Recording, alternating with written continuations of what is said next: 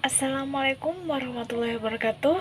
Perkenalkan, nama saya Talina dengan NIM 4205207, Prodi Pendidikan Guru Madrasah Ibtidaiyah semester 3, kelas pagi, dari Sekolah Tinggi Agama Islam Miftahul Ulum Tanjung Pinang.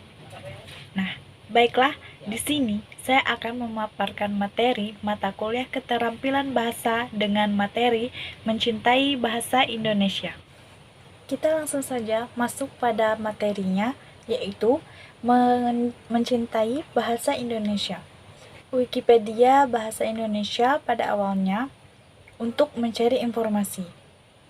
Perbedaan menulis dan berbicara, ada dua cara manusia untuk menyampaikan pikirannya, yaitu menulis bisa membuat pikiran kita terstruktur, kemudian memiliki waktu untuk berpikir, kemudian untuk memilih kata yang ingin kita sampaikan. Kemudian, namun ketika kita berbicara sifatnya lebih spontan, sulit untuk mengatur kosakata apa yang akan digunakan, sulit untuk merangkai kalimat menjadi kalimat yang terstruktur. Di dalam kalimat harus ada subjek, predikat, dan objek dalam bentuk lisan. Kemudian, perbedaan antara bentuk lisan dengan bentuk tulisan. Sulit untuk menyalurkan semangat, mendorong kita untuk makin lama belajar untuk bisa keluar dari zona nyaman. Howard Gardner Kaya dari psikologi bahwa kecerdasan bahasa itu jadi top basic fundamental seseorang dalam hidup. Pandangan tentang hidup itu sendiri ada kaitannya sama spiritualitas. Kemampuan untuk mengungkapkan gagasan meningkat, perbedaan introvert, extrovert, dan introvert. Bisa menyerap energi.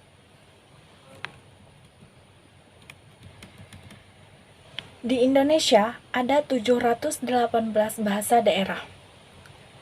Catatan resmi dari Badan Bahasa ini adalah lembaga yang ditunjuk oleh pemerintah untuk menyelenggarakan pengembangan dan pembinaan bahasa Indonesia. Negara-negara yang selain penutur bahasa Inggris mempunyai akademi bahasa yang fungsinya adalah mengembangkan dan membina bahasa yang dipakai oleh Indonesia. Badan Bahasa 716 bahasa daerah membuat Indonesia berada pada posisi kedua di antara negara yang memiliki bahasa terbanyak di dunia, yaitu Papua Nugini. Papua Nugini, Indonesia. Kemudian waktu itu pernah ada survei yang diadakan SWIP. SWIP adalah papan ketik atau keyboard untuk ponsel. Hasil rekaman itu untuk menunjukkan negara mana yang merupakan negara dengan penduduk trilingual. Indonesia merupakan negara multilingual. Itu merupakan kenyataan yang harus kita terima, misalnya orang Amerika. Pada hakikatnya, orang multilingual jika dibandingkan dengan orang Indonesia sama seperti orang Eropa daratan. Pada hakikatnya, orang Indonesia adalah lingua yang berbahaya, yaitu ketika kita tidak peduli dengan kualitas berbahasa kita. Justru, orang yang multilingual adalah orang yang memiliki kemampuan berpikir yang multikultural karena bisa berpikir dari berbagai sudut pandang antara bahasa dan budaya dan pola pikir. Kemudian ada hubungan dan ketika kita menguasai berbagai bahasa asing, kemudian berbagai bahasa daerah, itu juga kita akan bisa menghargai berbagai jenis kultur. Yang perlu diperhatikan adalah bagaimana mengatur bahwa itu menggunakan sebuah bahasa sesuai dengan konteks. Keterampilan berbahasa ada 4, yaitu yang pertama menyimak, kemudian yang kedua berbicara, kemudian yang ketiga itu ialah membaca, dan kemudian yang keempat yaitu menulis. Ada hubungan Em, ada hubungan antara keterampilan berbahasa dengan kemampuan. Ada dua hal, kreativitas dan kecerdasan emosional.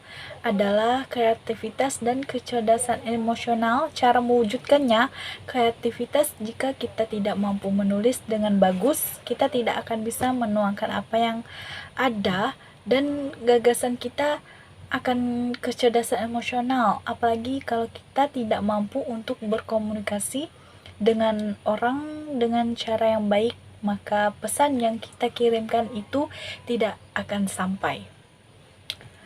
Kemudian perbedaan konteks dari segi keformalan, ada bahasa formal, bahasa semi-formal, dan bahasa non-formal.